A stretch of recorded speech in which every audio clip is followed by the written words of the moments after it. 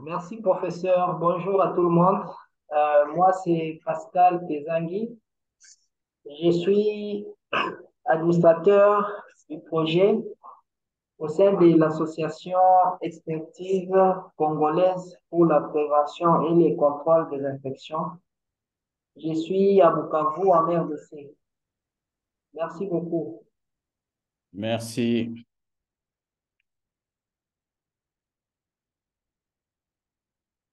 En attendant, on peut se donner encore 5 minutes pour que ceux qui ont des difficultés pour nous atteindre puissent nous atteindre et nous allons commencer. Avant de passer la parole au docteur Valérie Chilombo Kazadi, qui est l'orateur du jour, je voudrais rappeler quelques règles. Nous allons laisser nos micros fermés quand l'orateur, l'invité du jour, nous fait l'économie de son texte. Une fois qu'il aura terminé la présentation, nous allons passer la parole aux participants qui ont des questions, qui ont des apports à faire à cette session. Et soit vous levez la main, soit vous écrivez dans le chat et le modérateur pourra vous donner la parole pour que les membres, les participants qui sont là puissent contribuer à répondre à votre question ou à votre préoccupation. Voilà ce que nous ferons en attendant. Nous passons la parole à ceux qui viennent de nous rejoindre pour se présenter. Je vois l'invité bien-aimé Moukaya. Monsieur bien-aimé, est-ce que vous pouvez vous présenter à nos participants? Merci beaucoup pour la parole. Bonjour à tous. Je suis bien-aimé Mokéa, je suis médecin de la République démocratique du Congo. C'est avec beaucoup d'instances que un de mes collègues m'a conseillé de pouvoir suivre cette session. C'est ainsi que je me retrouve là et je compte bien apprendre beaucoup de choses et à en tirer vraiment profit. Merci. Merci beaucoup, docteur, et bienvenue. Je pense que vous ne serez pas déçus. Vous allez apporter aussi quelque chose aux autres participants que nous sommes, parce que ici, c'est le rendez-vous du donner et du recevoir, comme disait le président Senghor. Merci Merci. beaucoup. Je vous en prie, confrère.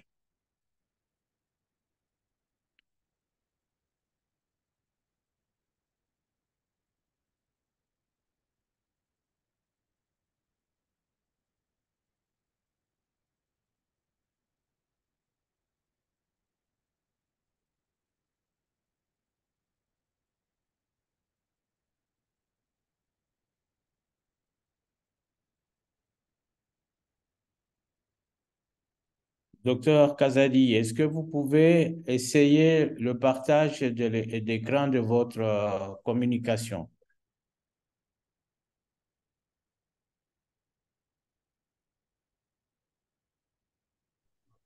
Oui, professeur, je peux tenter, mais il faudra un petit temps pour que je sois dans un environnement calme. J'ai vu que l'enregistrement a commencé, juste 5 minutes, le temps pour moi mais je vais partager tout de suite là, le temps pour moi de pouvoir me fixer dans un environnement plus calme.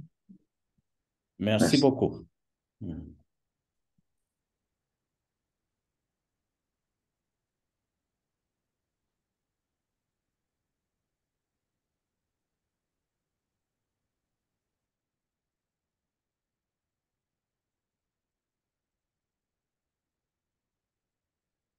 Professeur, je ne suis pas encore autorisé à partager. Si on peut rendre le partage multiple comme ça, on peut l'essayer.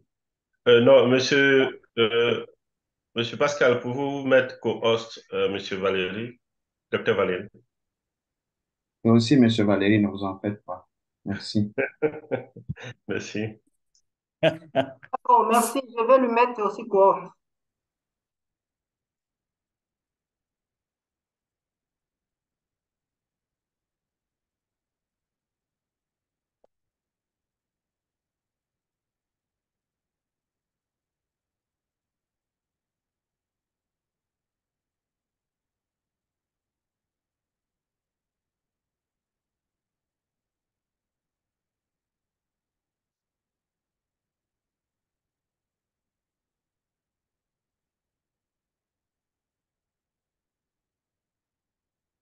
Monsieur Joël, soyez les bienvenus. Est-ce que vous pouvez vous présenter à nos participants? Vous avez la parole.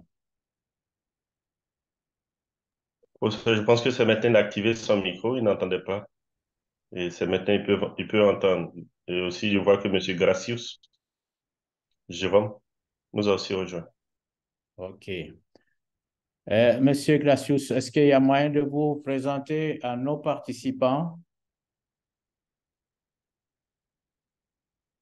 Monsieur Jérôme? Non, non.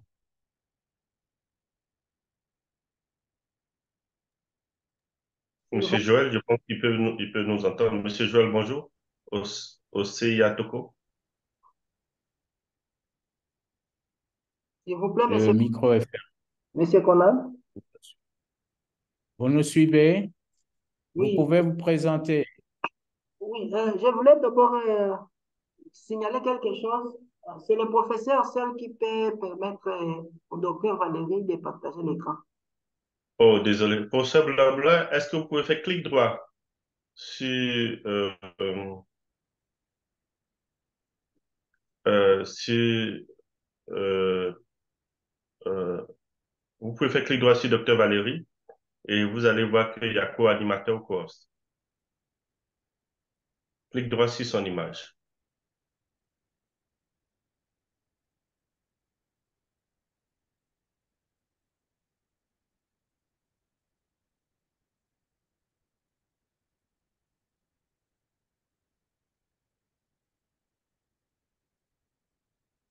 Est-ce que ça marche maintenant, Valérie?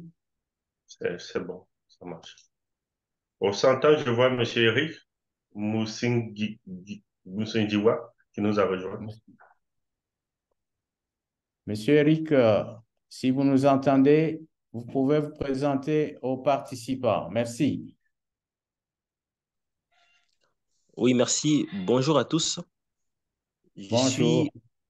Bonjour, professeur. Je suis Eric Moussingilwa, actuellement traininger à l'hôpital général de Niantende, ressortissant de l'UCB, promotion 2021-2022. Merci. Merci beaucoup, docteur Eric. Et bienvenue. Merci, professeur. OK.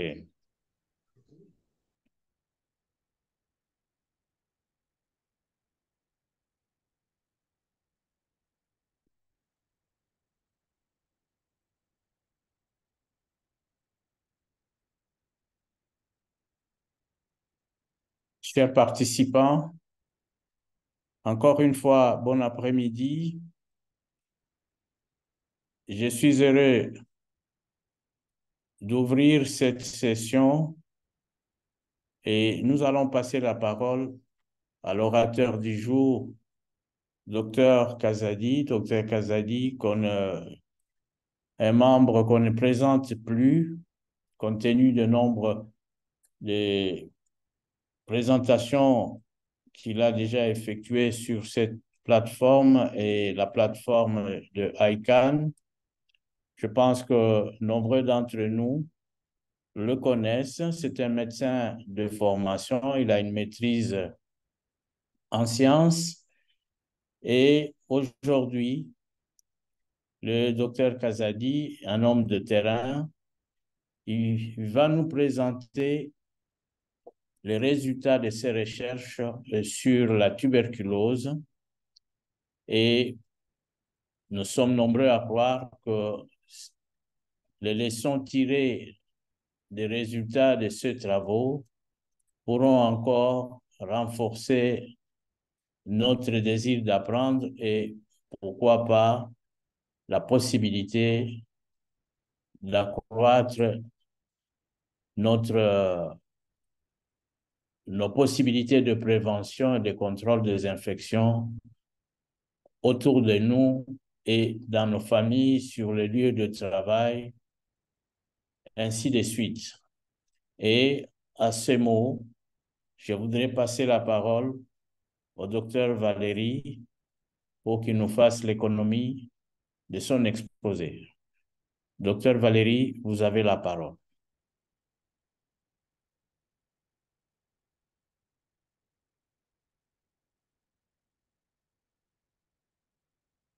Docteur Valérie.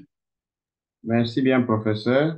Je vais tenter, oui, voilà. J'espère bien que ce sont celles-là qu'il faut passer.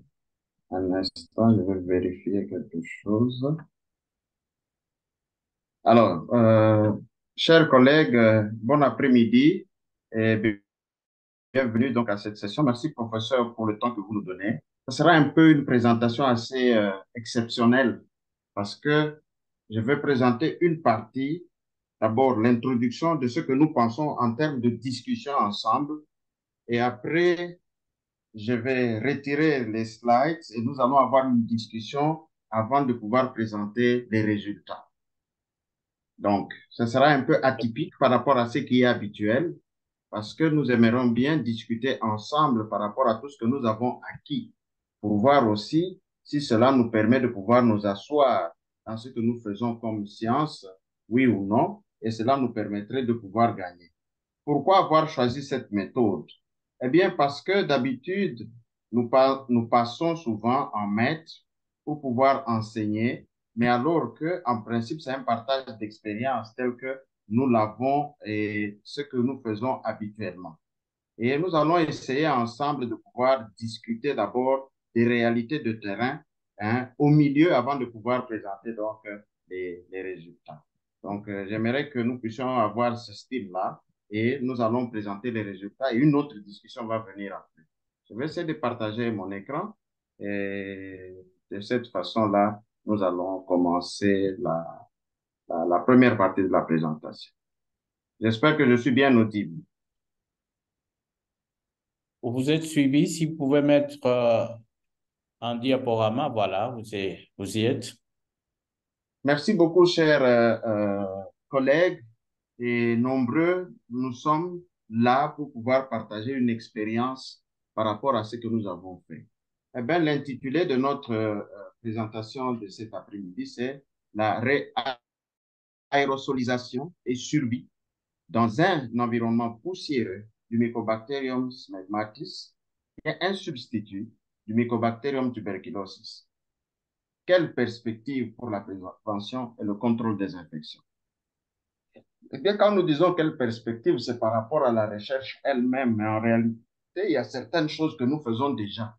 Mais la vérité qui n'était pas connue, c'était de savoir est-ce que nous pouvons réaérosoliser un mycobacterium dès qu'il s'est déposé. Un tout petit peu là, on va parler qu'est-ce que la TBC, la tuberculose, ou la TB selon les cas, et puis comment elle se transmet, quel est le problème. Puis nous allons parler de l'expérimentation et une discussion, et les résultats vont venir, et puis quelles leçons pouvons-nous tirer. Quoique c'est cette gymnastique que nous allons faire aujourd'hui, et nous allons essayer de la faire tous ensemble. Je n'ai pas mis la définition de la tuberculose, nous allons essayer de la définir ensemble. D'entrée de jeu, j'aimerais que chacun d'entre nous, celui qui est prêt, qu'il prenne son micro pour nous dire qu'est-ce que la tuberculose. C'est très important parce que moi, je ne connais pas la définition. Nous sommes des cliniciens, nous sommes des techniciens en prévention et contrôle des infections. J'aimerais que je puisse aussi savoir qu'est-ce que la tuberculose. Est-ce qu'il y a quelqu'un qui peut se jeter à l'eau?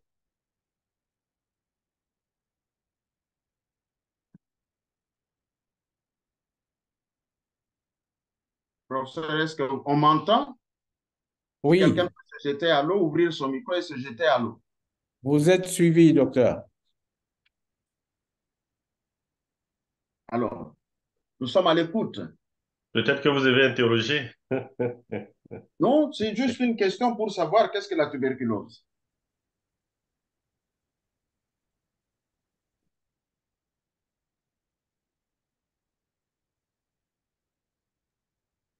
Alors, c'est le Dr Moukéa. Je crois que je vais me jeter à l'eau en définissant la tuberculose comme étant une maladie contagieuse qui est due au bacille des coq, qui est une souche du complexe Mycobacterium tuberculosis. Alors, cet agent infectieux, il est transmis par voie aérienne via des gouttelettes contenant les bactéries et expectoré par la toux des malades. Voilà ce que je peux dire. Merci beaucoup. Merci beaucoup pour cette réponse que nous allons essayer en ce moment-là d'exploiter tous ensemble. Je vais revenir donc à ma présentation et en ce Docteur moment-là, Valérie, je voulais rajouter aussi que c'est une maladie allez, opportuniste. oui, Surtout, on l'observe avec les maladies du VIH et certaines autres maladies immunitaires. Voilà. ok, ok. Donc, il existe un complexe de mycobacterium dans lequel va pouvoir se retrouver donc l'agent causal de la tuberculose. Et particulièrement chez l'homme, nous allons avoir ce qui est causé par le bacille de Koch. Il existe d'autres types de tuberculose qui peuvent être causés par d'autres types de mycobacterium, notamment le mycobacterium bovis. Moi, je ne vais pas entrer dans les détails, nous avons entendu ça les sessions passées. Mais allons un peu par rapport à sa transmission. Comment est-ce qu'elle se transmet?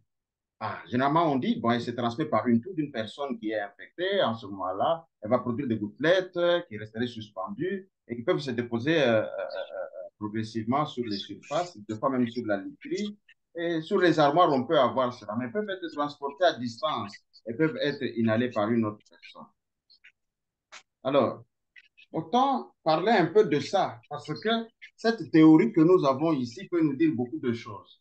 Presque toutes les infections causées par le Mycobacterium tuberculosis se produisent par inhalation, j'allais dire de gouttelettes nucléaires aérosolisées. Et peuvent être aérosolisées par la toux, par l'éternuement ou par le parler. Une toux peut générer jusqu'à Docteur, 3000. excusez-moi, est-ce que M. Jacob et M. Bernard peuvent fermer le micro ou ça gêne un peu la qualité au niveau du son? Jacquard, excusez-moi, Jacquard. Ou M. Pascal, pouvez-vous fermer le micro de M. Jacquard et M. Bernard?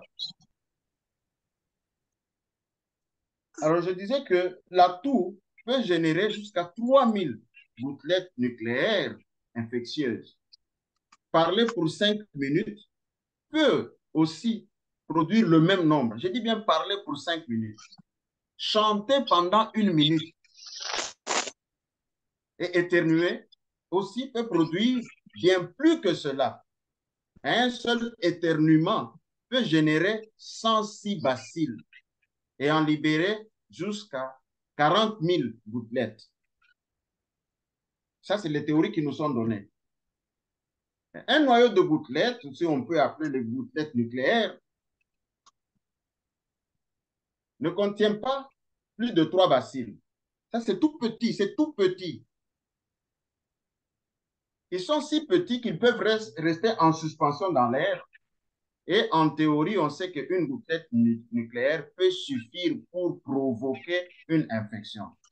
Mais on sait très bien qu'il faut une exposition plus prolongée et il faut des fois plusieurs inoculats d'aérosols pour que nous puissions arriver à avoir donc une maladie. Va. Arrive à les Gigi. Va prendre le jus.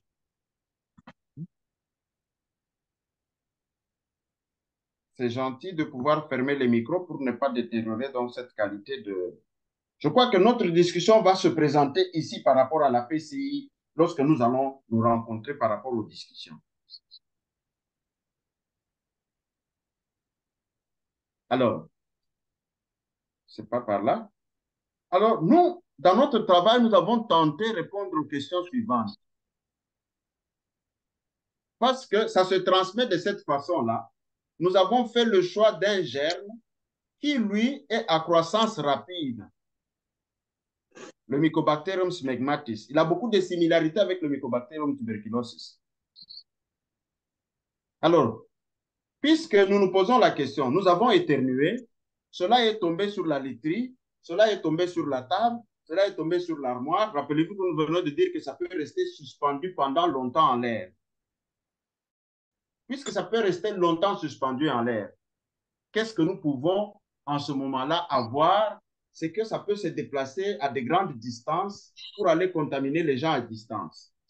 Nous allons le voir tout à l'heure avec quelques diagrammes de vélocité et un peu d'aérodynamique là-dedans qui nous expliquent un peu cela. Mais si, comme on ne peut pas utiliser le Mycobacterium tuberculosis pour pouvoir mener une expérimentation comme ça, sauf dans un laboratoire de niveau 3, de biosécurité 3, nous, on ne pouvait pas le faire, on ne pouvait pas utiliser le Mycobacterium tuberculosis. Numéro 1, parce qu'il est un pathogène et il peut entraîner, je peux m'auto-contaminer moi-même ou contaminer les collaborateurs avec qui je travaillais. Donc, éthiquement parlant, je ne pouvais pas le faire. C'est ainsi que nous avons pris le Mycobacterium smegmatis, qui, lui, est d'abord à croissance rapide, alors qu'il faut prendre 2 semaines pour qu'un inoculat que nous avons mis sur une boîte de pétri puisse commencer à germer pour ce qui est de Mycobacterium tuberculosis, qui est à croissance lente. Ça fait qu'on pouvait avoir des résultats assez rapidement. Alors, nous avons donc pris le Mycobacterium smegmatis comme substitut. De cette façon-là, nous allons travailler avec lui et voir si les résultats pourront nous permettre de faire une certaine extrapolation. Alors, je ne vais pas beaucoup parler de l'aspect où nous avons fait une comparaison entre la survie et la réaérosolisation du Mycobacterium smegmatis dans un milieu avec plexiglas et dans un milieu avec le cuivre pour comparer, voir l'effectivité du cuivre sur la réduction de la charge là-dessus. Ça, ce sera notre présentation si nous sommes permis de faire pour entrer dans ces détails comparatifs. Mais j'aurais aimé d'abord présenter ce qui s'est passé sur plexiglas avant d'aller à cette comparaison avec un milieu avec plaque de cuivre. Ça peut être notre prochaine présentation si l'organisation nous permet de pouvoir faire ça. Ici, on a voulu entrer d'abord dans une bonne théorie ensemble, comment est-ce que nous avons pu travailler. Parce que sinon, ça ferait beaucoup en un seul instant et cela ne nous aiderait pas à pouvoir assimiler. Je disais que le choix des Mycobacterium smegmatis comme substitut, hein, l'autre étant pathogène, l'autre ne l'est pas, et la croissance rapide a offert alors des avantages là-dessus. Alors, très rapidement, parlons un peu de quelques théories dont nous devons avoir la réalité lorsque nous parlons de tuberculose. Regardez un peu la classification des différents aérosols ici. Alors, pour une goutte, dans cette première case, pour une gouttelette, telle que ça se présente là-bas, la taille se range entre 100 et 400 micromètres. Et sa vitesse pour pouvoir descendre et se précipiter, eh bien, afin de pouvoir se déposer, eh bien, elle est de 1800 à 15200 centimètres par minute.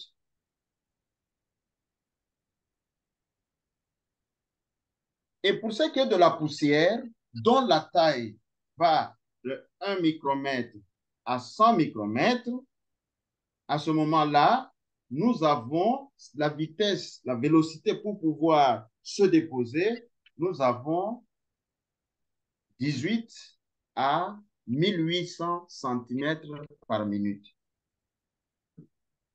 Alors que pour ce qui est des gouttelettes nucléaires, nous les avons là-bas. Vous voyez les différentes tailles à ce niveau-là.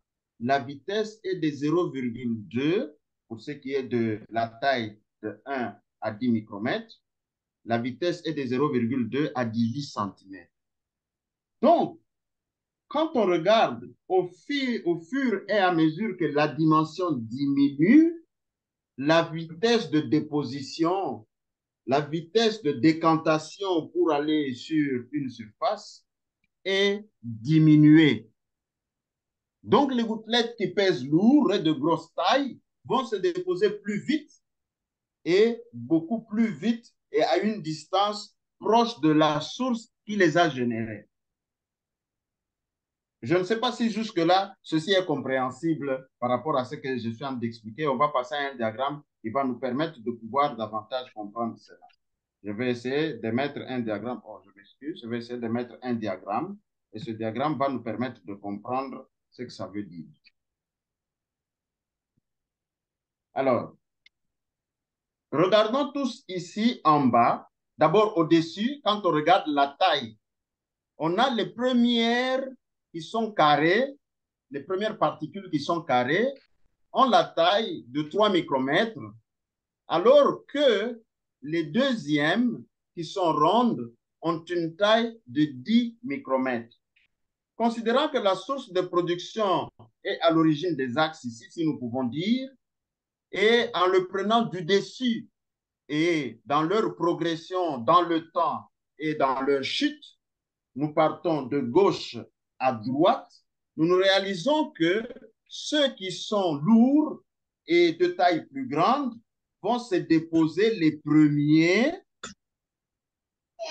et beaucoup plus proches de leur source, alors que les autres qui sont de 3 microns vont pouvoir se déposer progressivement et lentement, et ils peuvent aller jusqu'à se déposer au-dessus des gouttelettes qui ont une taille plus grande et qui sont plus lourdes, et en ce moment, ils vont se déposer en canopie.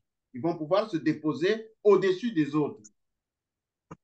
Donc, si nous devons déplacer les particules qui se sont déposées sur cette surface, la théorie nous dit qu'il faudra beaucoup plus d'efforts pour pouvoir déplacer les plus lourdes parce qu'elles se sont posées en bas que de pouvoir déplacer celles qui sont en canopie. On regarde entre 0 et 5 et nous avons ce qui est rectangulaire qui est tombé en canopie au-dessus de l'autre. C'est plus facile de mouvoir celle-ci que de mouvoir celles-là qui sont sur cette surface déjà collée. Parce qu'elles sont lourdes, elles tombent plus nombreuses ici en avant, alors que nous regardons dans le mouvement, celles qui sont rectangulaires sont en ou carrées plutôt, sont en train de se déplacer et vont aller à une distance plus grande que celles qui sont plus lourdes. Je ne sais pas si ceci est compris à notre niveau jusque-là.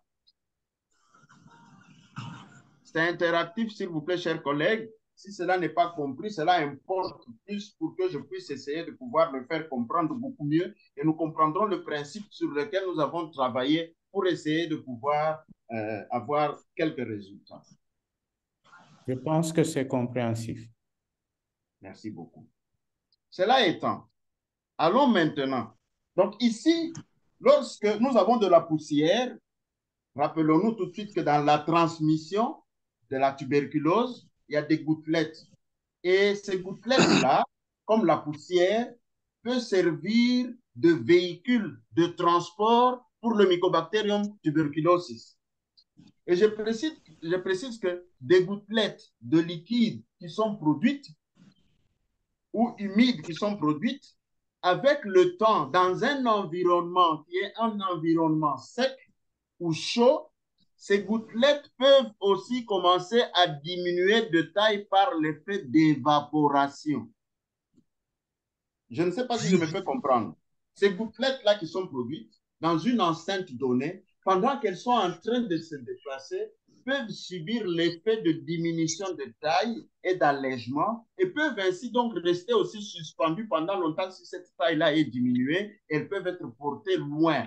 C'est ainsi que nous disons que les aérosols, quand ils sont produits, ils peuvent se déplacer au-delà même de 2 mètres. Alors que les autres tombent ici et dans un mètre de la source de production, les gouttes qui sont plus lourdes et plus épaisses vont pouvoir tomber. Alors, Cela étant, parlons un peu maintenant des étages au niveau de notre voie respiratoire. Ici, j'aimerais préciser que dans la méthodologie, nous avons utilisé un appareil qui a plusieurs étages. Et sur ces différents étages, nous avons placé des boîtes de pétri. Et avec les trous qui sont de différentes tailles, des pertuis, parce que c'est des plaques qui sont perforées, sur lesquelles nous avons posé les boîtes de pétri et nous avons aspiré à l'intérieur de l'air d'une enceinte dans laquelle nous avons pulvérisé les Mycobacterium smegmatis. Alors, j'aimerais ici préciser, ici, je montrerai cette enceinte un peu plus tard, le temps que nous puissions avoir une petite discussion après. Alors, regardons ici, au niveau des alvéoles, commençons par le bas. Les particules qui atteignent les alvéoles, ici, vont être des particules de 0,6 à 1,1 micron. Celles qui atteignent, donc, et ici, elles vont correspondre au stade 6, à l'étage 6.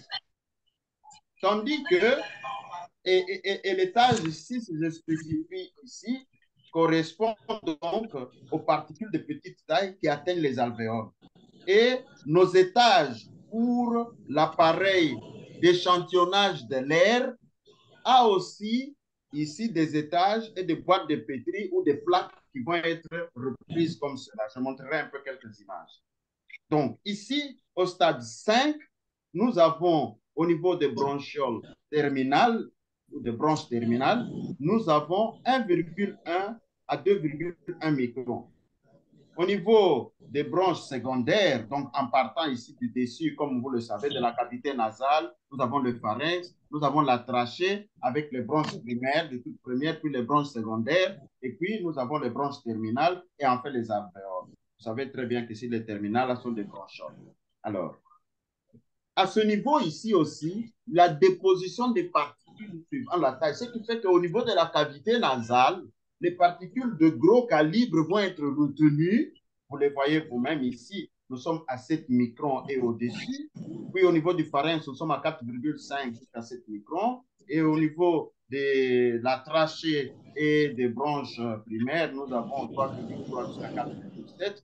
Et puis au niveau de celles-là qui sont secondaires, nous avons de 2,1 à 3,3, ainsi de suite. Et c'est de cette façon-là que nous nous sommes exercés à savoir si les germes que nous avons produits, les particules que nous avons produites sont allées se déposer de cette façon-là, aussi au niveau des différents étages de notre machine qui nous a permis de pouvoir faire le prélèvement donc, de la poussière dans une enceinte d'eau.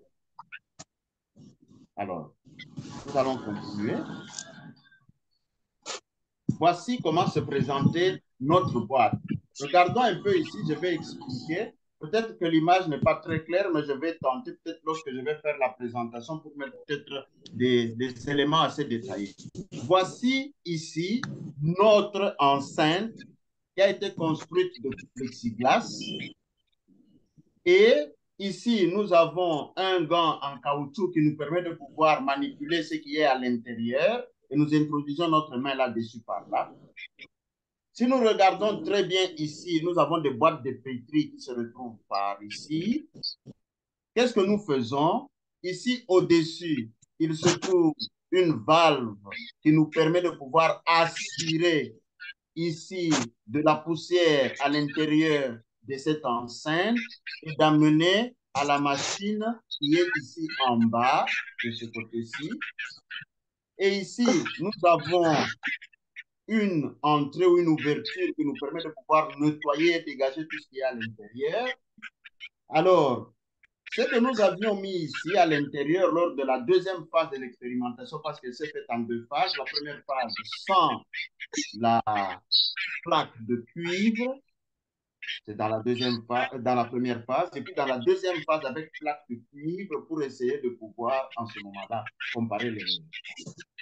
Alors, ça, c'est à ce niveau que j'espère bien que mon pointeur est visible. Hein. Permettez-moi de prendre mon pointeur.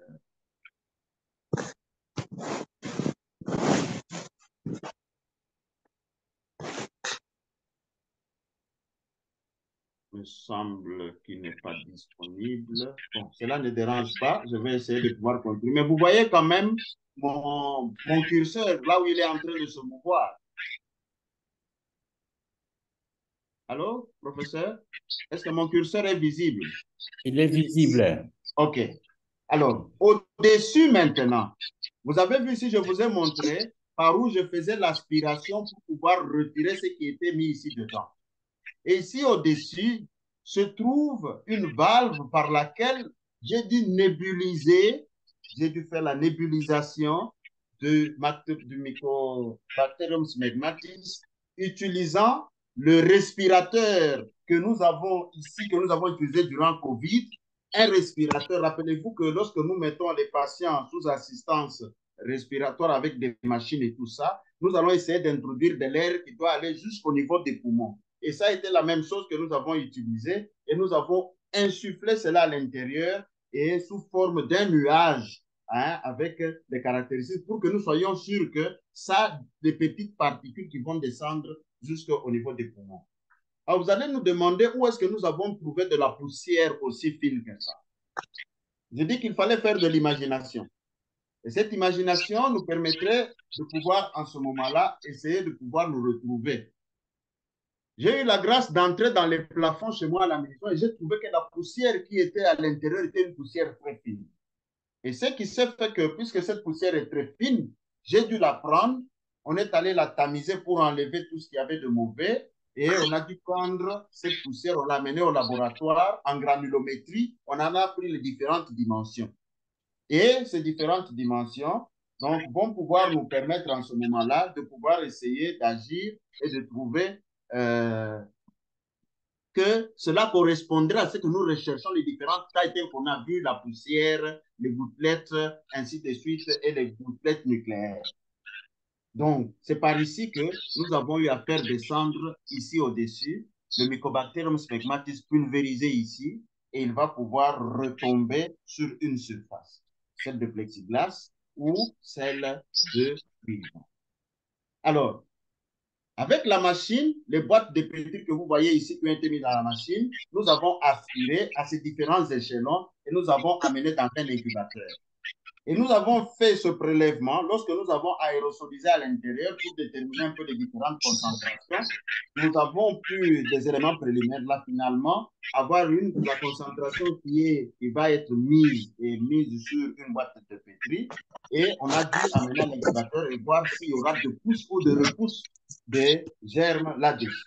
Je vous dis que très rapidement, en ayant 48 heures, on avait déjà des pousses qui étaient dessus et on a compté en ce moment-là les colonies forming units, donc les différentes colonies pour voir. Et pendant 20 jours, après avoir aérosolisé à l'intérieur, nous avons utilisé d'abord la machine d'extraction ou d'aspiration ou d'échantillonnage de l'air. Nous avons pris cette machine, nous avons dû prélever sans avoir fait un mouvement pour pouvoir soulever la poussière. Et nous avons eu les premiers résultats. Au deuxième niveau, ce que nous avons fait, c'est qu'après avoir utilisé cette machine, nous avons essayé de travailler pour, en ce moment-là, soulever la poussière. Comment faut-il soulever la poussière ici à l'intérieur? Comme vous voyez, elle est déposée là-bas. Oh là là, sorry. Comme déposé à l'intérieur ici, nous avons utilisé des petits ventilateurs. Et chaque matériel qui devait entrer à l'intérieur là devait être désinfecté à l'alcool. Et nous mettons de façon à ce que nous puissions enlever, diminuer le plus possible les contaminants. Et la poussière a été soulevée.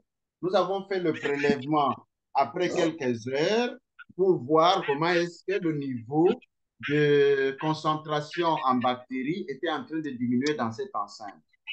Au définitif, après avoir fait ça jour 1, jour 2, jour 3, nous nous sommes finalement convenus de pouvoir faire un prélèvement par jour.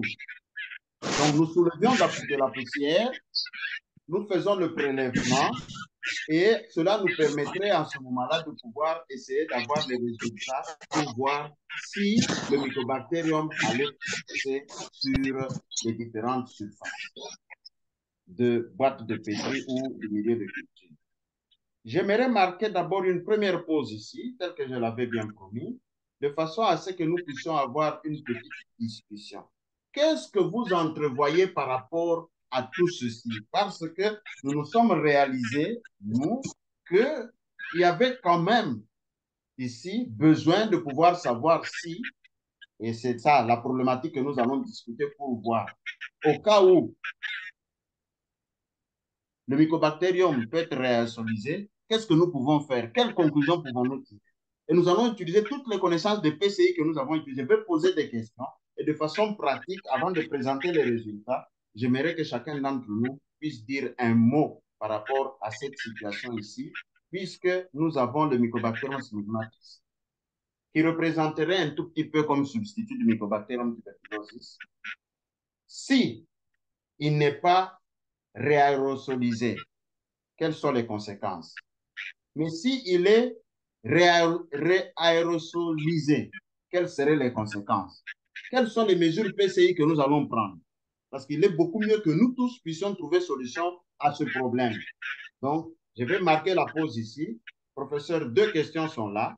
On aimerait un peu avoir une petite discussion. 5 minutes peuvent nous aider à pouvoir avancer là-dessus. Et puis, on va pouvoir passer à la présentation des résultats avant de pouvoir faire une autre gymnastique qui viendra lors de la prochaine session avec la comparaison plaque de cuivre et plexiglas, le même travail.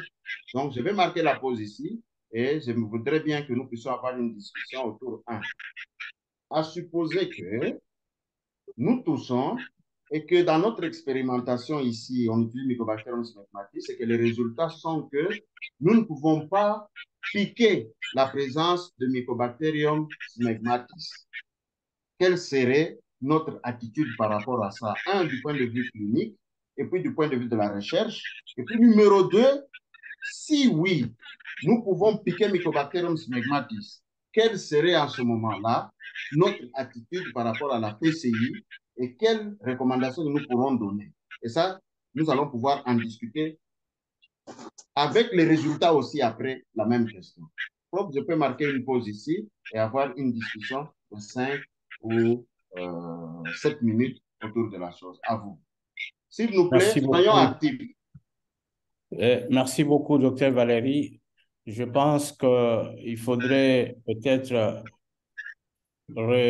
reprendre ou répéter la première question brièvement et ensuite la seconde question pour une meilleure compréhension et pour ouvrir la discussion. Alors, merci beaucoup, professeur. Je vais commencer par la première question.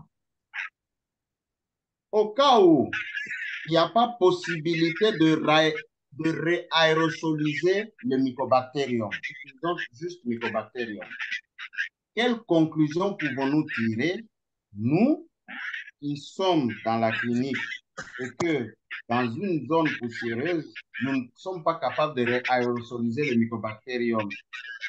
Quelle serait notre attitude par rapport à ça, du point de vue clinique et du point de vue de la recherche?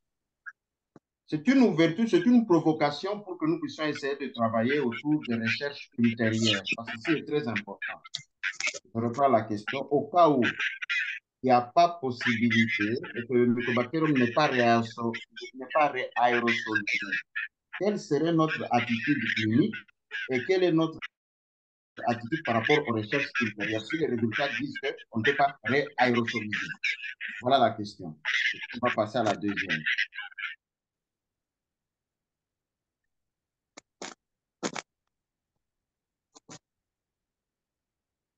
Oui, professeur?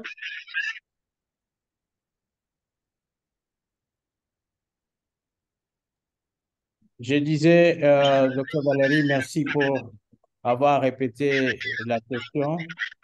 Je disais aux participants, la question a été lancée. S'il y a quelqu'un qui veut bien se jeter à l'eau et donner son point de vue.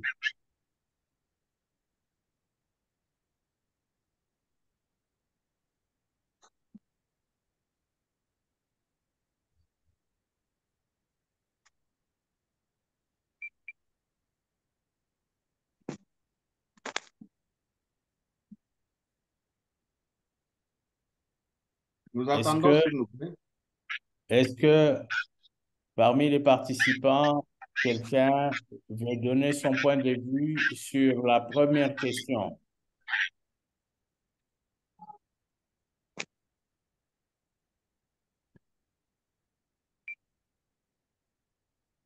Je pense qu'on peut avancer, docteur Valérie. Vous pouvez annoncer la deuxième et donner la conclusion.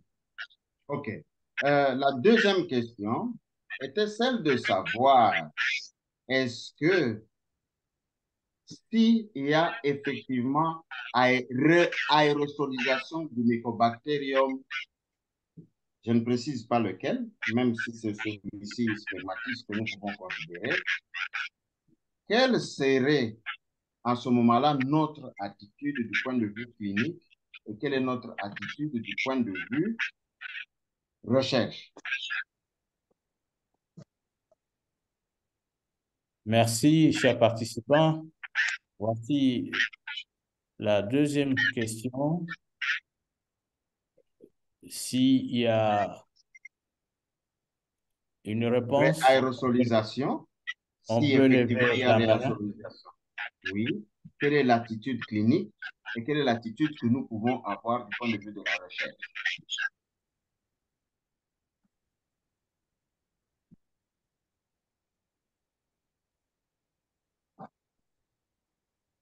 Ça m'intéresserait beaucoup d'avoir le point de vue. Parce que les jours qui viennent vont être des jours où nous devons amener les résultats de la recherche PCI après avoir fait toute cette expertise, ce que nous faisons. Comment est-ce que nous allons essayer de traduire la recherche dans la clinique? C'est l'optique de cette question qui est posée. Docteur Valérie, il y a beaucoup de réserves. Il y a beaucoup de réserves. Alors, moi, je vous demanderai d'esquisser les réponses éventuelles et les attitudes à prendre quant à ceux. OK. Je vais essayer de pouvoir donner cela. Dans la plage qui donne ici, c'est que nous avons travaillé sur le plexiglas tout simplement. Professeur, OK. je vais replacer la plage tout à l'heure et j'aurais aimé que nous puissions être tous attentifs par rapport à ce graphe, à cette... C'est encore une graphe ou un graphe? Un graphe à ce graphe. À force de vivre dans un monde un peu différent, ça devient un peu difficile. Je vais essayer de partager. Je ne sais pas si c'est tout petit ou si c'est visible.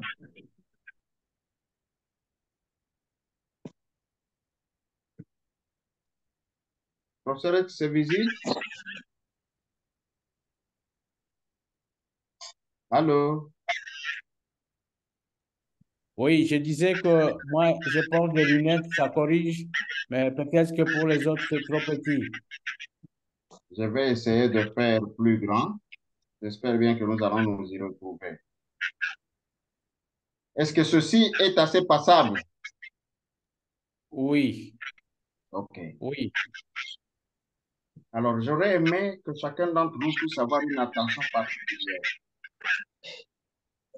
Nous sommes au jour 1. Au jour 1, nous avons dû prendre l'inoculat. Nous avons fait à l'intérieur, fait des prélèvements et les différentes boîtes de pétri ont été donc utilisées. Et ceci nous a permis de pouvoir suivre un peu cette concentration au niveau du plexiglas et regarder un peu ce que ça nous donne comme résultat. Comment est-ce qu'il y a eu déposition? Je rappelle que, comme vous l'avez vu, je rentre ici dessus, je rappelle que l'aspiration se fait ici au-dessus. Je ne sais pas si vous voyez. Ça ne se fait pas en bas. L'aspiration se fait au-dessus. Ça veut dire que nous allons aspirer ce qui est suspendu. Et nous n'allons pas aspirer ce qui est collé sur le sol. Et je rappelle très bien sur le plancher. Je rappelle cette image qu'il faut beaucoup d'efforts pour décoller ce qui est ici en bas par rapport à ce qui se trouve déposé au-dessus d'un autre. Donc, lorsque nous allons utiliser notre ventilateur pour soulever la poussière, le plus facile à soulever, ce sera les particules qui sont déposées en canopie. Alors que celles qui sont ici, posées en bas, vont demander plus d'efforts pour pouvoir être re-aérosolisées, pour pouvoir les resuspendre. Parlons mieux de resuspension. Alors, voici les résultats que nous avons eus. À cette étape, nous avons utilisé les logs de cette concentration avec les colonies ioniques et voilà les résultats que nous avons eus. Et c'est assez intéressant que lorsque nous avons travaillé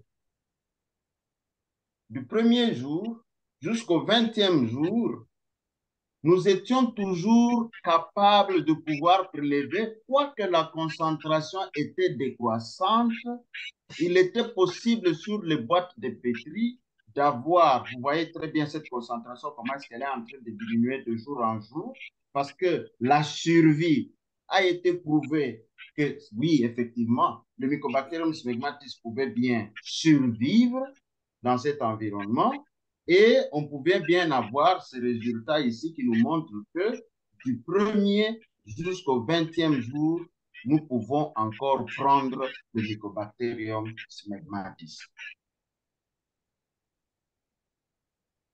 Une question se pose. Est-ce que ces résultats peuvent-ils être extrapolés jusqu'au Mycobacterium tuberculosis, même s'ils ont une certaine similarité? Mais est-ce qu'à coup sûr, on peut conclure à l'issue de ce travail que le Mycobacterium smegmatis et le Mycobacterium tuberculosis peut être réaérosolisé? Mais au moins, ça me donne une emphase pour dire que dès le départ ici, il y a beaucoup plus de chances quand on est dans les premiers jours, quand on a soulevé, lorsque quelqu'un a toussé, ou lorsqu'on a dû peut-être secouer une lingerie sur laquelle les particules de poussière se sont déposées, que les particules de poussière ont le Mycobacterium tuberculosis, pardon, smegmatis, j'allais dire ici d'abord, je ne parle pas de tuberculosis, que nous pouvons réaérosoliser cela. Nous sommes à l'hôpital. Et à cet hôpital-là, la poussière, comme d'habitude, s'est déposée sur la garde-robe ou s'est déposée sur l'armoire. Comment est-ce que nous allons, en ce moment-là, penser que cette poussière-là, lorsque nous ouvrons la porte et qu'il y a un coup de vent, un courant d'air, cette poussière ne peut-elle pas être transportée pour resuspendre de nouveau des particules? Je rappelle bien que chaque fois que nous marchons, le simple mouvement que nous faisons de marche ici dans l'entrée dans une salle, le simple mouvement de pouvoir poser ses pas dans la salle, nous soulevons de façon insensible de la poussière. Ceux qui sont déjà entrés dans une salle d'hôpital qui est abandonnée, où il n'y a plus de patients, si vous devez la réflexionner, la simple marche vous fait voir déjà que vous sentez l'odeur de la poussière que vous soulevez. Je donne des éléments pratiques de la réalité de notre terrain là où nous sommes, à l'hôpital. Alors, je vais reposer la question, je vais enlever de nouveau ceci pour voir, vous allez me permettre de pouvoir citer quelques noms sans pouvoir embarrasser quelqu'un, mais au moins que nous puissions avoir une session interactive. Parce qu'il est très important que tout ce que nous récoltons dans les présentations que nous avons à faire habituellement, que nous puissions essayer de répondre de cette façon-là, nous échangeons, parce que ça m'ouvre aussi l'intelligence, ça ouvre aussi l'intelligence à un des participants ici. Je reprends maintenant ma question. Nous avons montré que ici, nous pouvions encore avoir le Mycobacterium smegmatis qui peut survivre jusqu'à 20 jours et qui peut être piqué lorsque nous avons resuspendu la poussière. Donc, il peut y avoir des particules qui peuvent porter le Mycobacterium smegmatis et qui peuvent être piquées ici dans une circonstance comme celle-ci. Quelles sont quelle est l'attitude clinique, quelle est l'attitude que nous pouvons avoir dans notre milieu où nous travaillons par rapport à ces résultats, parce que c'est à nous de pouvoir donner une solution. Nous lisons un papier de recherche, nous trouvons les résultats. Comment est-ce que nous allons traduire ceci dans la pratique? On appelle ça implementation science. Ça veut dire que la mise en œuvre de la science que nous venons de... Comment est-ce que nous allons essayer de la mettre en œuvre? Professeur, c'est atypique aujourd'hui, mais j'aurais aimé que cette conversation puisse se faire parce que c'est comme ça que la PCI devra se faire pour changer les choses dans notre milieu. L'impact du travail que nous faisons, les résultats des recherches que nous avons, comment est-ce que nous allons les traduire effectivement dans la vie active? Professeur, nous pouvons encore une fois arrêter le partage et demander la réponse des uns et des autres. Bien, chers participants, vous avez suivi les commentaires du docteur Valérie et les souhaits qu'il émet pour traduire dans la pratique de tous les jours ces résultats. Y a-t-il quelqu'un qui peut nous donner son point de vue avant de continuer? C'est ça l'hôpital général.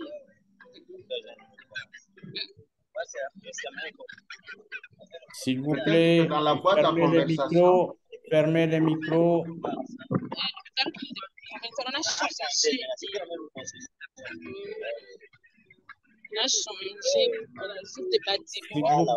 S'il vous plaît, vous qui causez, fermez les micros.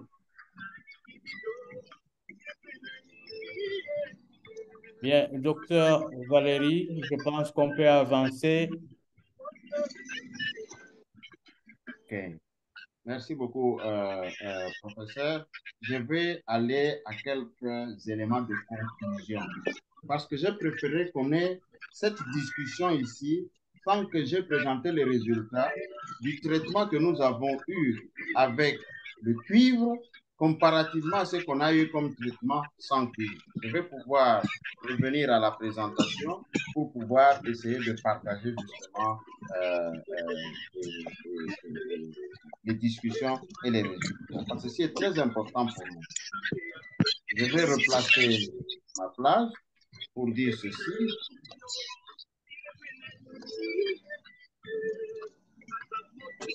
Alors, voici ma plage. Je vais pouvoir faire la discussion ensemble.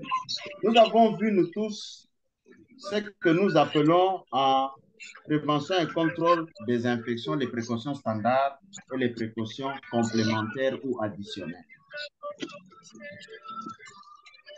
Si nous pouvons avoir des inoculats qui peuvent être retrouvés ou le Mycobacterium smegmatis qui peut être retrouvé après réaérosolisation, après resuspension de la poussière, cliniquement parlant, nous pouvons nous dire, OK, parce que ceci est déjà arrivé, il y a eu des chercheurs, je crois, qui ont travaillé sur la statue de Toutankhamon II, ou Toutankhamon 1 ou Toutankhamon 2 en Égypte. Et parmi les chercheurs qui avaient travaillé dessus, il y a des chercheurs qui finalement avaient été atteints de tuberculose. Je dis bien que ça faisait des milliers d'années. On a ouvert ce sarcophage et ceux qui avaient travaillé dessus, il y en a qui avaient été infectés de tuberculose. Soit dit en passant, l'un de ces rois, l'un de ces pharaons était décédé de tuberculose. Or, le Mycobacterium tuberculosis peut survivre pendant longtemps en milieu poussiéreux.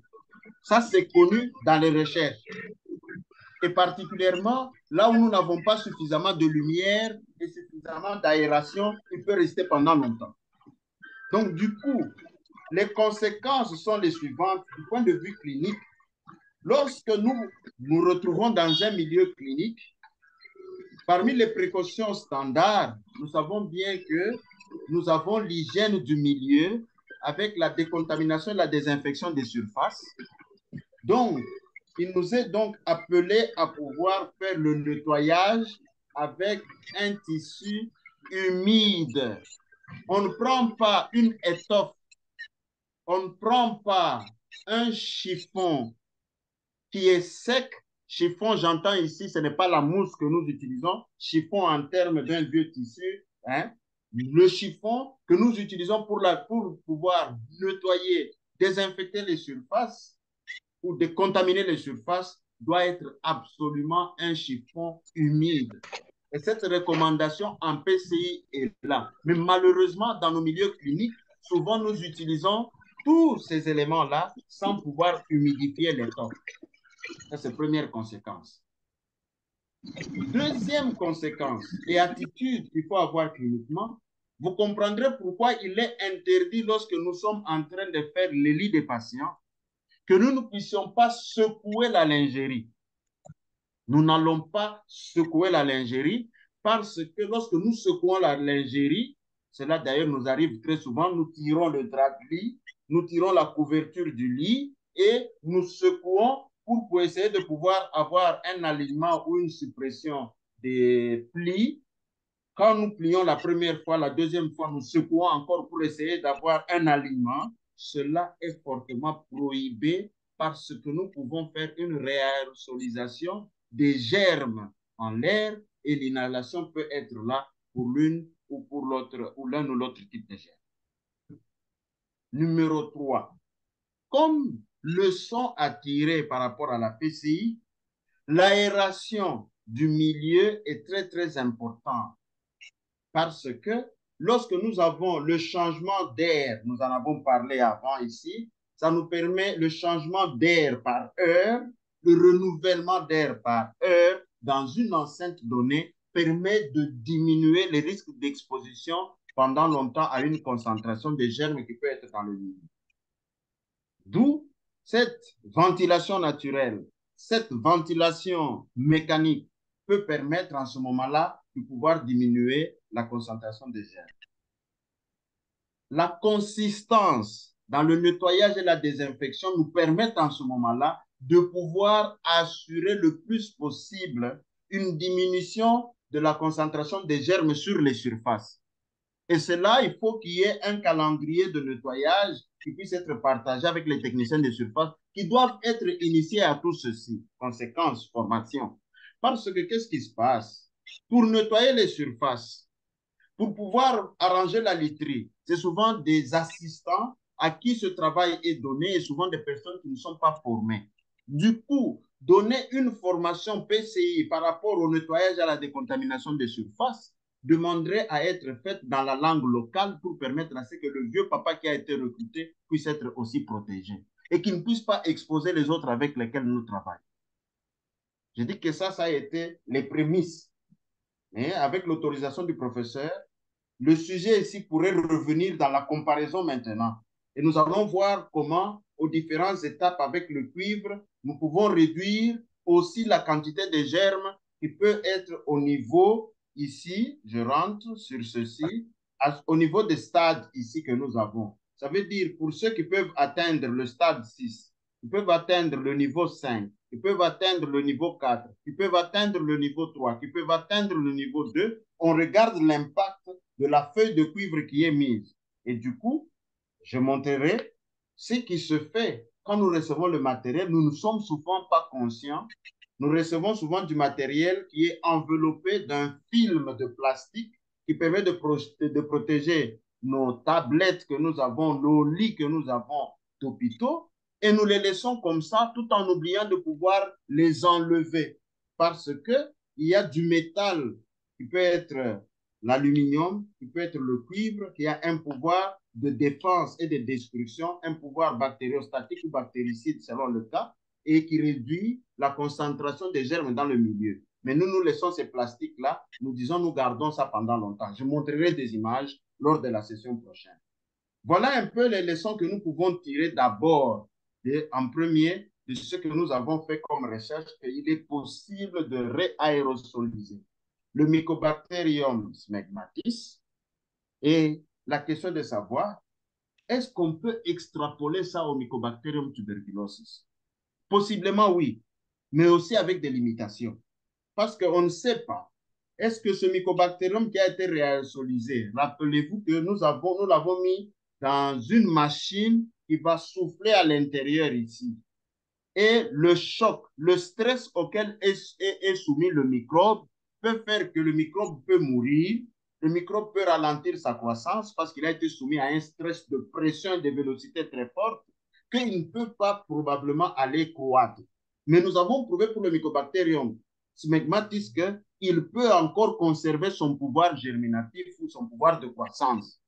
Est-ce que le pouvoir pathogène peut rester là-bas? Ce sera difficile de prouver parce que nous n'allons pas soumettre les patients à ça. Il faut faire une expérimentation animale où nous avons mis des rats, nous avons mis des souris, et du point de vue expérimental, dans la même boîte ici, nous avons des souris, des rats qui sont bien, qui ont été testés avant, qui sont exempts de cette maladie, que nous allons mettre dans cette enceinte et voir si, au long des jours, différentes souris qui seront mises là-dedans peuvent, à ce moment-là, recevoir les germes et que les germes peuvent causer des lésions au niveau de leurs organes. Et à ce moment-là, la dissection et certaines autres mesures nous permettraient de pouvoir aller explorer. Donc, voici ouverte ici, voici ouvert grandement des zones de recherche qui permettaient à ce qu'on puisse prouver pour le Mycobacterium tuberculosis que s'il peut être réasolidé, est-ce qu'il peut encore garder son pouvoir pathogène?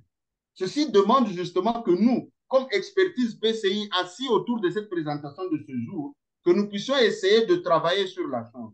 C'est une provocation, c'est pour cela que j'ai voulu que nous puissions interagir ensemble et essayer de ramener la notion de la recherche dans ce que nous faisons et que cette recherche puisse être faite. Ça peut être au niveau des centres, d'une recherche multicentrique et nous permettre de pouvoir capitaliser justement ces résultats que nous avons eus. Je présenterai la fois prochaine la comparaison avec ce qui est du cuivre et ce qui est du plexiglas tout court et dans l'enceinte avec l'effet du cuivre pour voir dans la perspective les lits que nous achetons, ce que nous achetons comme matériel, les tablettes, est-ce que nous vérifions aussi si cela répond à une certaine qualité PCI pour essayer de pouvoir nous couvrir et essayer de pouvoir améliorer les résultats. Professeur, je peux m'arrêter par ici pour la provocation de ce jour. J'ai dit que la présentation de ce jour, c'est une provocation parce que la session qui vient va pouvoir rassembler le tout ensemble. Nous allons essayer de discuter.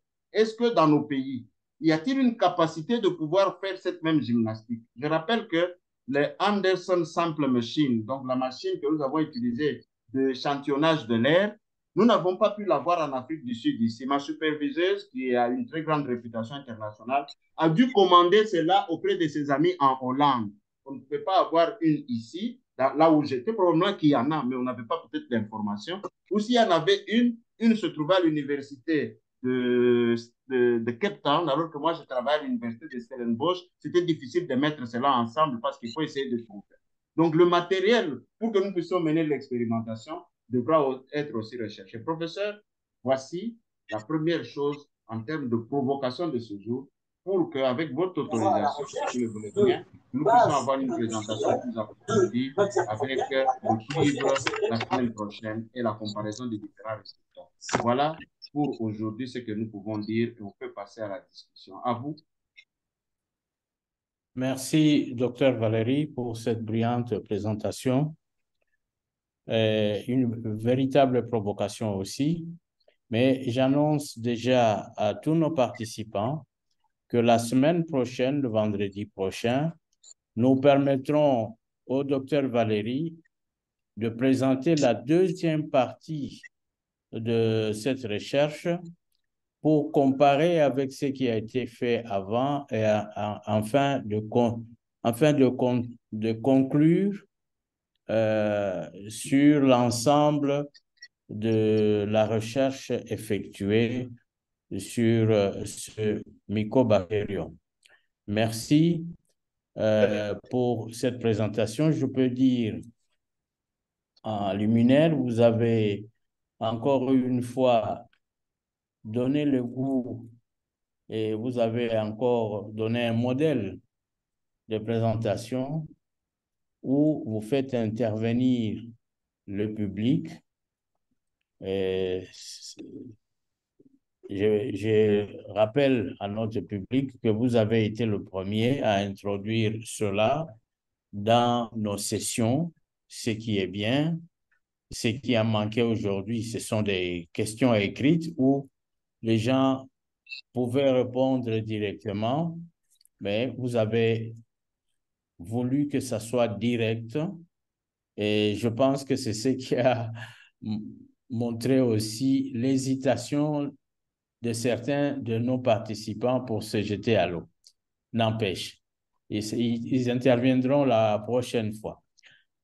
Alors, pour ce que vous avez présenté, je vais essayer de reprendre ce que vous avez tiré comme conclusion et recommandation dans l'hygiène du milieu et la manière de procéder quand on est en salle, on est dans la chambre à coucher ou dans la salle du malade pour éviter cette réaérosolisation.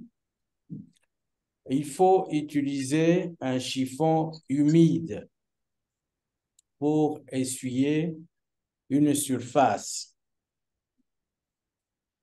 Quand on doit arranger le lit d'un patient, il ne faut pas secouer la lingerie. C'est prohibé.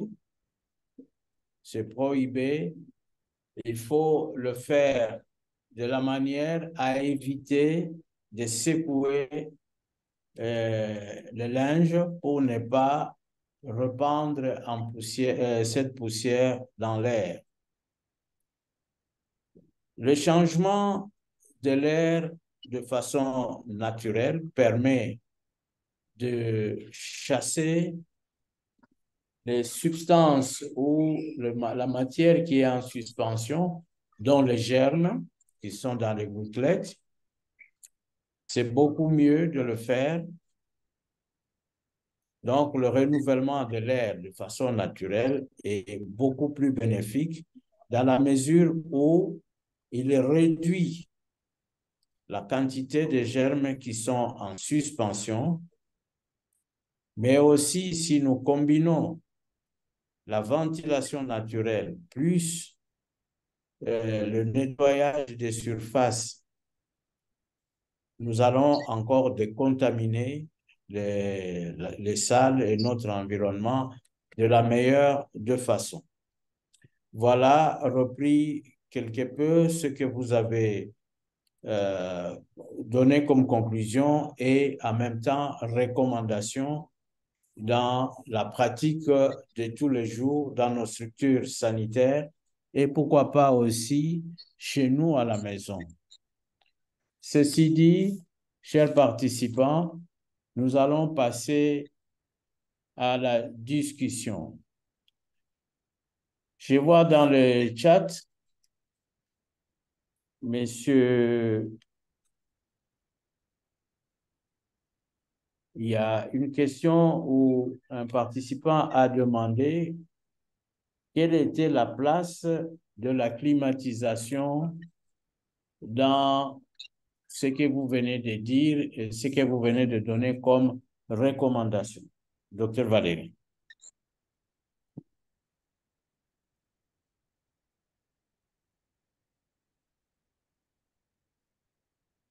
Oui, professeur, merci pour cette question. Et je crois que rentrons un tout petit peu avant de parler climatisation de l'autre côté. Dans la méthodologie de recherche que nous avons eu à faire, nous avons eu à mesurer l'hygrométrie, ça veut dire le degré d'humidité de l'environnement où nous étions, parce que l'hygrométrie joue un très grand rôle. Rappelez-vous qu'il y a des germes qui ne supportent pas la sécheresse. Nous avons eu à prélever la température et la température moyenne à laquelle nous avons, je crois que lorsque nous allons présenter les résultats la semaine prochaine, on va pouvoir montrer les différents paramètres que nous avions pris pour savoir que ici, c'est dans telles conditions que nous avons les conditions d'hygrométrie et les conditions de température moyenne pour tel ou pour tel autre résultat. Alors, quand vous parlez climatisation, c'est quel type de climatisation que nous avons? Nous avons une climatisation centrale qui souvent est associée à une aspiration, à un renouvellement d'air à l'intérieur. Donc, nous avons parlé de la ventilation mécanisée ou mécanique. Hein. En ce moment-là, on essaye d'aspirer l'air pour pouvoir insuffler de nouveau de l'air et retirer cela. Donc, ce type-là, il est bon aussi pour pouvoir essayer de travailler. Mais je rappelle que dans nos milieux, la plupart d'institutions, nous n'avons pas ce type de climatisation. Parce que ce type de climatisation, même qui est une climatisation avec production de gaz à effet de serre, c'est une climatisation qui existe où les gens sont nantis, vous avez du courant et vous avez une infrastructure construite avec cela. Mais actuellement, la ventilation naturelle nous rendant dans nos conditions de travail, il est fort possible de pouvoir l'utiliser sans problème. Alors, le personnel d'ingénierie, ceux qui ont fait des études d'ingénieur, viendront calculer par rapport au volume de la salle combien de changements dont nous avons besoin par heure. Nous avons dit que quand nous en avons 6 à 12 par heure, ça permet, c'est dans les normes et cela permet de pouvoir à ce moment-là diminuer ou renouveler de l'air dans un environnement et diminuer aussi efficacement la concentration des germes dans ce milieu. Donc, cela va dépendre aussi d'un service à un autre par rapport à ça. Mais en attendant, la ventilation naturelle nous permet de pouvoir évoluer comme il se doit. Voilà ce que je peux dire. Mais d'autres panélistes peuvent bien placer aussi leurs réponses à ce propos. Je ne sais pas si j'ai satisfait notre collègue à sa question. Merci. Merci beaucoup, Dr. Valéry. Pascal, si vous pouvez attendre, parce qu'il y a des questions presque similaires à celles qui avaient été posées par M. Constant Ghislain. Il pose la question de savoir que l'importance des masques FFP2 pour le personnel d'entretien, est-ce efficace? Et il ajoute pour la climatisation et le rythme d'entretien de canalisation en cas de climatisation centralisée. Hein, donc, c'est autour de la climatisation mécanique, le rythme d'entretien des canalisations en cas de climatisation centralisée. Je pense que vous pouvez répondre à cette question avant d'ajouter la question de M. Blaise Yacho qui demande le calcul.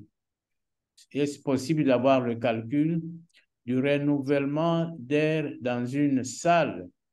Quelle est la fréquence de renouvellement? Vous y avez abordé, peut-être en répétant, il y aura plus de compréhension. Voici les 2 ou 3 questions, Dr. Valéry.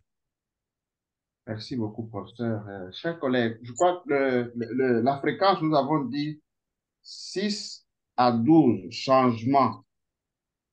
On a dit par heure. C'est comme ça que ça a été défini. Ça veut dire que le calcul, je crois que nous allons partager les formules de calcul pour qu'on puisse savoir qu'est-ce qu'on entend par cela par rapport au volume entier. Parce que quand on a le volume entier de la salle et que l'on connaît, par exemple, je vous donne un exemple, c'est que nous avons l'expression française devra venir. Nous avons, je sais pas, mais je vais essayer de donner l'expression française. Nous avons ce que nous mettons habituellement même dans nos toilettes et qui sont des petits ventilateurs qui permettent d'aspirer et de rejeter en dehors de l'air d'une salle. Quand on prend la fréquence sur ce ventilateur, il est écrit très clairement la direction dans laquelle vous devez placer pour que l'air puisse sortir parce que l'hélice que vous avez va pouvoir tourner et créer une dépression. Quand ça crée une dépression, vous savez très bien que l'air va partir de la zone de haute pression vers la zone de basse pression. Alors, en fonction de la vitesse et en fonction du volume, cela est écrit sur les caractéristiques techniques du ventilateur et vous pouvez à ce moment-là prendre le volume total et vous regardez pour votre ventilateur là, combien un seul ventilateur peut en ce moment-là faire passer quand il tourne pour autant d'heures, quand il tourne pour autant de minutes. Et à ce moment-là, vous pouvez voir avec la quantité d'air que vous avez dans la salle, combien va pouvoir être renouvelé. Nous pourrons trouver les formules en ce moment-là, les partager. Je ne les ai pas prêtes à la main comme ça. Et cela vous permet en ce moment-là de pouvoir connaître le nombre de ventilateurs que vous pouvez placer pour qu'ils puissent être mis à une surface de mur de façon à pouvoir aspirer et rejeter donc de l'air pour le renouvellement à l'extérieur. Je crois que c'est un peu ça, le principe sur lequel nous travaillons pour pouvoir arriver à cela. Peut-être que quelques amis ingénieurs qui sont ici peuvent élaborer davantage. Mais voilà un peu comment est-ce que nous nous y prenons pour pouvoir faire ce calcul-là.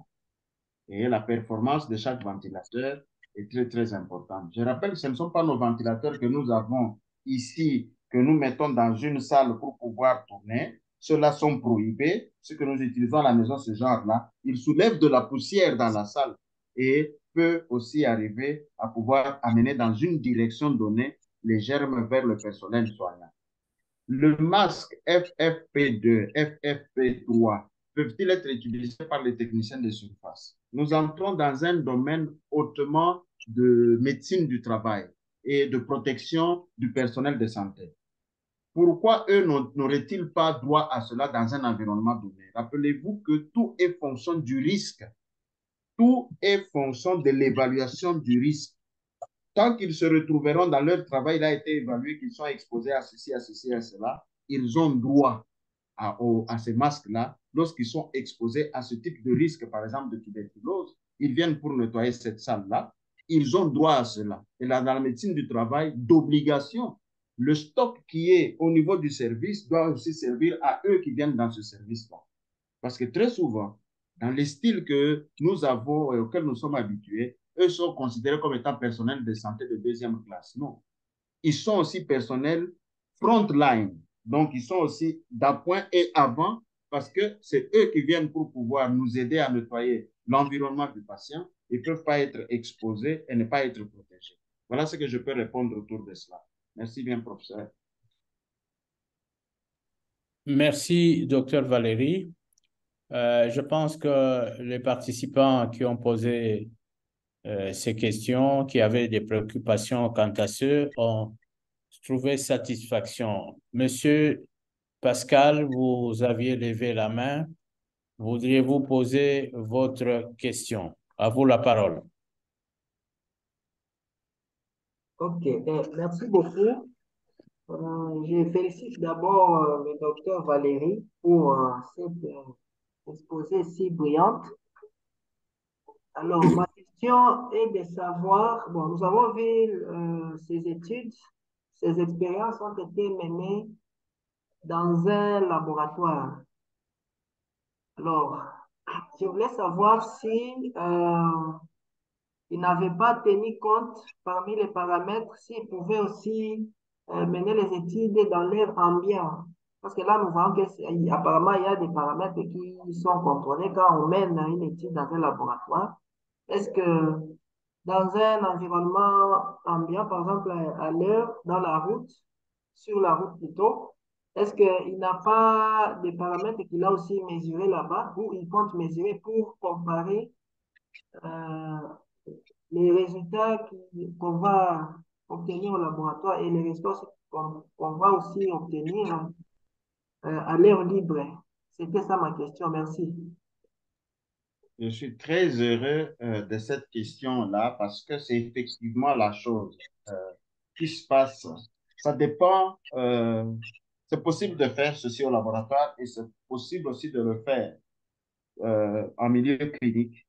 Dans l'environnement où se trouvent directement les patients, ça se fait et ça s'est déjà fait. Et je vais prendre particulièrement par rapport à la tuberculose. Lorsque nous récupérons par exemple les patients et qu'ils vont dans la salle de tout, là où ils vont pouvoir produire des crachats. Nous avons une étude qui a été faite à l'université de Cape Town par un de nos profs. Et là-bas, il était en train de pouvoir essayer de pouvoir faire aussi le prélèvement. Donc, dans cette salle-là, dans cette salle telle que les patients vont faire la production des crachats, ils toussent. Et on peut bien, à ce moment-là, récupérer aussi, ça s'est fait, on récupère l'air qui est dans cette salle de tout pour voir quelle est la concentration qu'il y a là-dedans. Et à ce moment-là, on va même jusqu'à la séquence, à la séquençation génétique pour savoir c'est quel type de mycobacterium qu'on a retrouvé là-bas, c'est quel type pour celui-ci, pour celui-là. Et cela demande à ce que nous puissions quand même contrôler des paramètres. Parce que la dilution dans une salle donnée, je dis bien la dilution dans une salle donnée, par rapport à la répartition du germe, ce n'est pas une répartition homogène. Cela demande beaucoup d'efforts pour y arriver. Donc, ça veut dire que quand je prends par exemple une salle de 2 mètres sur 3 ou une salle de 3 mètres sur 6, vous devez savoir où est-ce que vous placez votre machine pour le prélèvement de l'échantillon d'air par rapport à la position du patient et que vous devez avoir ces paramètres-là répétés de manière constante pour dire que lorsque nous mettrons ces paramètres de recherche, les paramètres que j'ai utilisés de recherche doivent être reproductibles par quelqu'un d'autre qui fait pour pouvoir comparer dans un autre environnement. Donc, ça veut dire qu'il n'est pas non plus facile de pouvoir attraper les germes dans des conditions tout à fait normales ici. Donc, j'aimerais dire que cela est faisable, mais je dis bien que les défis sont énormes pour essayer de pouvoir attraper les germes dans ces conditions cliniques-là. Et il faut savoir où placer notre machine de prélèvement d'échantillons d'air ou d'échantillonnage d'air pour pouvoir arriver à donner ces résultats. Cela est faisable, mais il y a beaucoup de contraintes à pouvoir traverser. À vous, s'il vous plaît. J'espère que nous avons pu satisfaire à cette question-là. Oui, merci beaucoup, docteur. Je suis vraiment satisfait, j'ai compris. Et nous sommes déjà à 5 minutes de la fin du temps réglementaire habituel. Et je voudrais demander si, par bonheur, nous avons encore un participant qui a une préoccupation avant de clôturer notre session.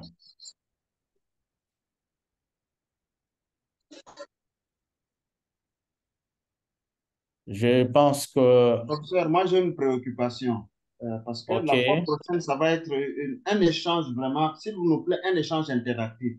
Ne craignons absolument rien. Nous tous ici, nous avons un degré de connaissance qui permet que nous puissions aller. C'est vrai que c'est moi qui ai fait cette expérience, mais j'aurais aimé que cet échange nous permette régulièrement d'avoir des sessions interactives ici pour résoudre, parce qu'on aura des sessions qui passeront ici. On vient avec des cas justes, tout simplement des cas justes, et nous nous disons, OK, comme c'est des cas justes que nous avons présentés ici, est-ce que c'est possible que, voici un patient qui vient avec ça, ou dans un environnement, nous avons ça, ceci et cela. Qu'est-ce que nous pouvons mettre comme mesure de façon à ce que nous puissions nous entraîner mutuellement à cette gymnastique-là de réflexion avec les évidences. La fois prochaine, je présenterai les résultats en montrant stage, c'est pas stage, étape par étape pour dire, OK, vous aviez vu de l'étape numéro 1 à numéro 4, ça atteignait quel niveau de la voie respiratoire? OK, donc voici ce que nous pouvons récolter. Et voilà, maintenant pour ce qui concerne les bronches terminales et les alvéoles, rappelez-vous principalement, c'est de ce côté-là que nous avons la tuberculose, là où les autres vont aller se placer. Comment est-ce que nous allons avoir ça? Quels sont les résultats que nous avons obtenus?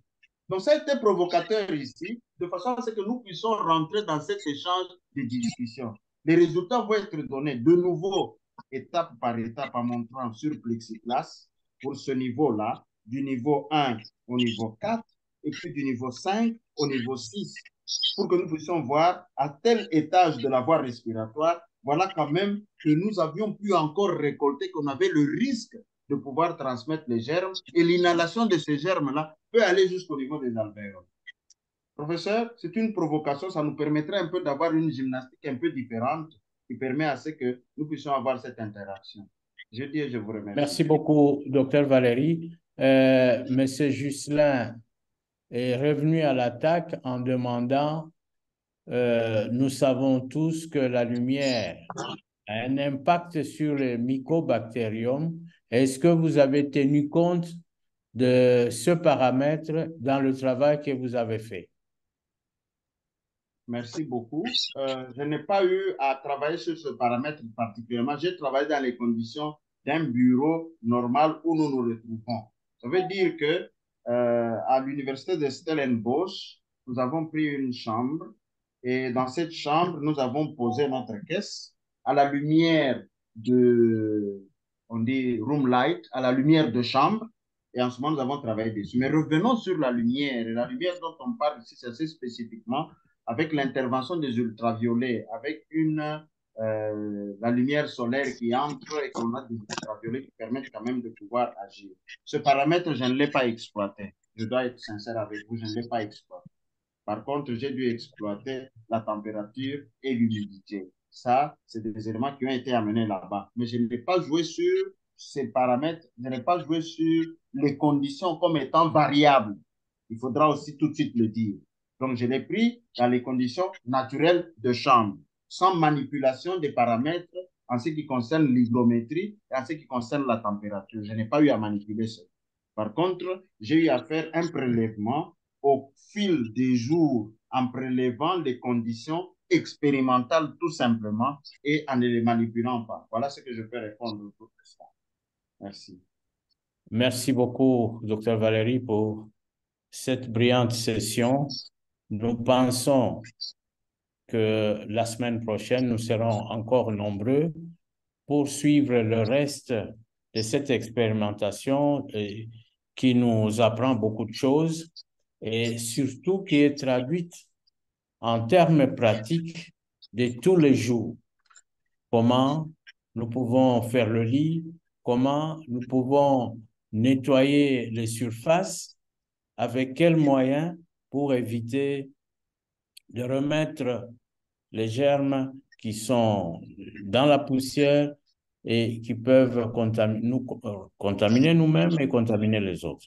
Merci beaucoup à tous et nous nous fixons rendez-vous la semaine prochaine autour de la même recherche avec Dr Valérie. Merci infiniment.